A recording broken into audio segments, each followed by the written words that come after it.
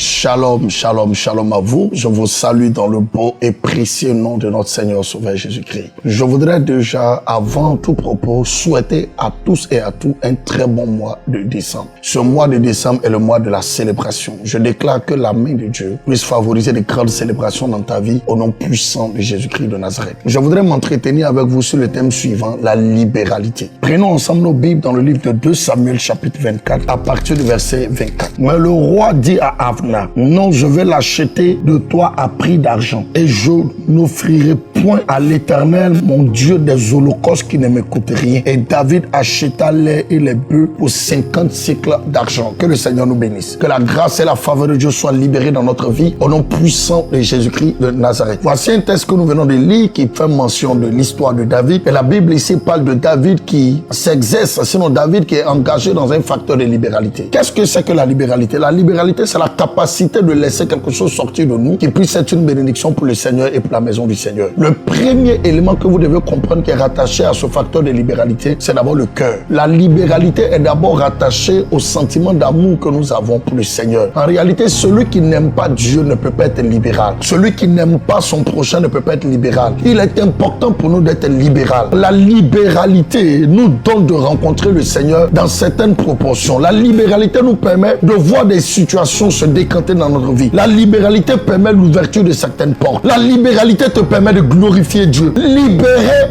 c'est relâcher quelque chose de soi. C'est laisser quelque chose sortir. La libéralité est une clé qui met un terme à la pauvreté. La libéralité est une clé qui arrête certaines choses dans notre vie. Beaucoup de situations se passent certainement dans ta vie. Beaucoup de problèmes que tu endures, que tu rencontres, sont simplement dus au fait que tu n'es pas libéral. Si tu peux commencer à utiliser la libéralité comme une clé, il y a beaucoup de choses qui prendront fin dans ta vie. Ma prière, c'est que tu sois un homme libéral, que tu sois une femme libérale au nom de Jésus-Christ de Nazareth. La libéralité va provoquer 5 éléments dans votre vie. Le premier élément, la libéralité attire la richesse. Comme la Bible dit en Proverbe 11 à partir du verset 24. La libéralité active la richesse. La libéralité va te permettre de sortir d'un niveau dans lequel tu es, pour entrer dans un niveau plus grand, pour entrer dans un niveau plus élevé. Tu veux voir la richesse se manifester, sinon tu veux expérimenter la richesse dans toute sa dimension, dans toute sa gloire. Sois un homme libéral, sois une personne libérale. La Bible dit dans le livre de Proverbes, la richesse a des ailes. C'est Dieu qui rend riche. Et la Bible dit, la bénédiction de l'Éternel n'est suivie d'aucun chagrin. Vous savez que vous ne pouvez pas vivre seulement de votre salaire. Le salaire ne peut pas te permettre d'être riche. Le salaire est fait pour que tu vives 30 jours avec. Tu as besoin de laisser quelque chose sortir de toi afin que cela puisse activer la richesse et ouvrir des portes devant de toi par le nom de Jésus-Christ de Nazareth. La libéralité vous permet d'entrer là où vous n'êtes pas entré hier. Donc la libéralité nous donne accès auprès des grands. Il y a des situations pour lesquelles nous voulons voir des portes s'ouvrir dans notre vie. C'est la libéralité qui nous donnera accès. Comprenez? Il y a des portes qui vont s'ouvrir au devant de nous simplement si nous sommes libéraux. Il y a certainement quelqu'un qui est en train de dire: il y a longtemps que je prie pour cette situation. Vous pouvez prier. La prière va préparer l'atmosphère pour la richesse. La prière va préparer l'atmosphère pour la prospérité. Mais c'est la semence qui active les choses. La libéralité fait partie de ce que nous apportons dans la maison du Seigneur. Donc premièrement, elle active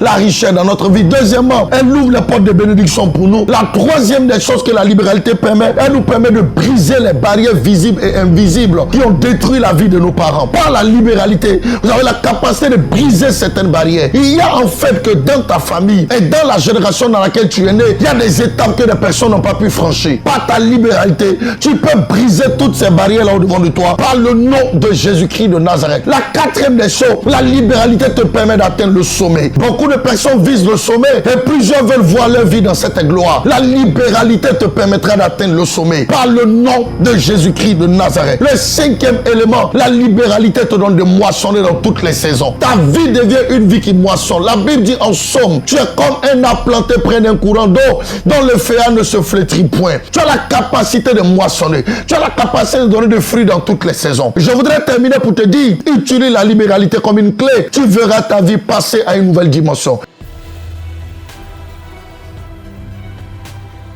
Récapitulatif.